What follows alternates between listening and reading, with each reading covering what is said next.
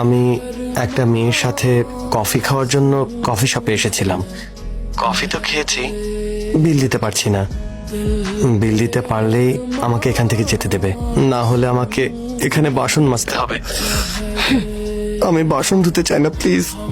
वफा करके भी तन्हा रह गए दिल के अरमां आंसू में बह गए।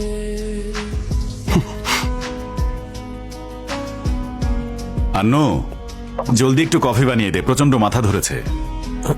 কি সঞ্জু, জি, তুমিও কফি খাবে? ও শুধু ব্ল্যাক কফি খায়, অন্য কোনো কফি খায় না বাবা। তাহলে তাই বানিয়ে দাও। তুমি তো বানাতে পারো, তাই না? বানাতে পারলেও ও আমাদের মতো মানুষের সাথে বসে খাবে না, এই, অন্য মানুষের সাথে খায়। কি করছো? কার সাথে খায়? কি